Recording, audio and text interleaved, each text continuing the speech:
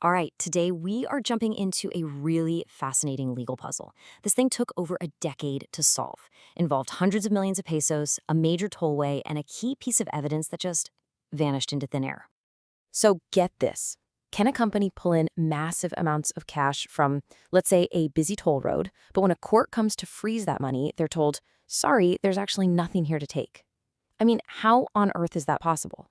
Well, this isn't just some financial head-scratcher. It's a story about a journey deep into the court system to solve a puzzle.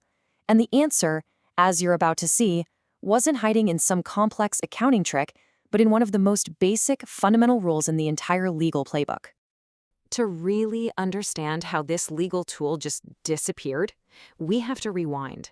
We've got to go all the way back to the beginning, to a huge investment that went sideways, fast. This number, this is what's at the heart of our story. We're talking over 210 million pesos. That's the staggering amount an investor named Alejandro was desperately trying to get back after he was allegedly swindled in what was sold to him as a no-risk investment. So, how did this whole thing work? Well, on the surface, it seemed simple enough. Ninghui gives his money to an investment firm, Corp. Corp then turns around and loans that same money to another company called Corp. But, when Ninghui started to poke around a little, he realized something was very, very wrong. The red flags he found were just, wow. Merge only had about 37 million pesos in capital, but somehow it got a credit line of over 2.5 billion pesos. It had no track record, no real business to speak of, and get this is the real kicker. There was a secret side deal that said Merge wasn't even on the hook to repay the loans. So what do? Ninghui sued everyone involved. Okay, so Ninghui's facing a massive loss. His legal team needs to make sure that if they win this case, there's actually some money left to collect. And that brings us to a really important legal tool. They use something called a writ of preliminary attachment. The easiest way to think about it is like a legal hold sticker. A court slaps the sticker on a defendant's assets, a bank account, a property, whatever. And it basically says, nobody touch this, we might need it to pay up later. It's a way to secure a potential win before the case is even over. And this is exactly how they used it. Ninghui's lawyers went after the income of one of the key defendants, a company called UEM. Specifically, they targeted the money it was making from the super busy Manila Cavite tollway. They put that legal hold sticker right on the toll fees coming in. But freezing that money wasn't the end of the story. Oh no, it was just the beginning of a fight that would go on for more than 10 years. So, the core of the argument was this. UEM claimed that, yeah, they were collecting toll fees, but none of it was officially approved as net revenue that could be distributed. They were essentially saying, technically, there's no actual income here for you to freeze.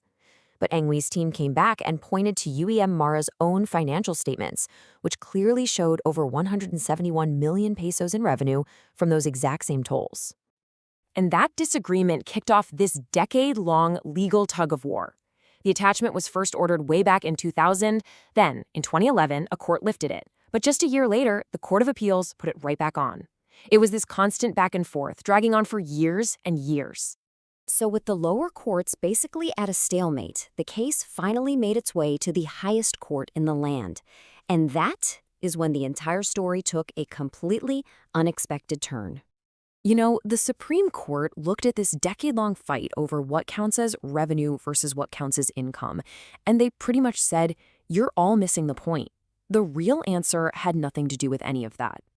Instead, they focused on a really basic principle, that a writ of attachment is an ancillary remedy. Think of it like a side quest in a video game. Yeah, it's helpful, it supports the main goal, but it's not the main story. And it absolutely cannot exist if the main quest, the lawsuit itself, is already over. This quote from a Supreme Court's decision just says it all perfectly. An attachment is just an incident to a lawsuit. If the main lawsuit can't be maintained, or if it's over, the attachment automatically falls. It just has no life of its own. So now, armed with this simple but incredibly powerful rule, the Supreme Court just unraveled the entire mystery. Here's how that attachment just, poof, disappeared. Here's the big twist. While everyone was so busy fighting back and forth over the attachment, the main lawsuit, the one Ninghui filed to get his 210 million pesos back, had already finished. It was done. A final, binding judgment had already been made. And here's the final, crucial piece of the puzzle. While some of the other defendants were found liable for Engwee's money, the court's ruling on UEM Mara was crystal clear. The complaint against them was dismissed.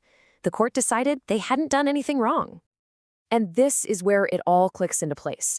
The main case against UEM Mara was finished, and they had won. And because the attachment was just that side quest that depended entirely on the main case, well, it no longer had any legal reason to exist. It wasn't lifted by a judge. It just legally ceased to be. It vanished. So, after a decade of all these complex arguments about tollway money and accounting, what is the one big lesson from this whole saga? Well, the logic is actually incredibly simple. An attachment is just a temporary tool to support a lawsuit. Its entire existence is tied to that main case. The second that main case ends, especially if the person whose stuff is frozen is found not liable, the attachment is automatically gone. And that kind of leaves us with a final thought, doesn't it? This whole mess, with hundreds of millions of pesos on the line, wasn't solved by winning the complicated arguments that everyone fought over for years.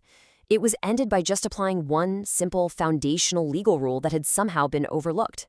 It really makes you wonder how many other big, complicated problems have an equally simple solution hiding right there in plain sight.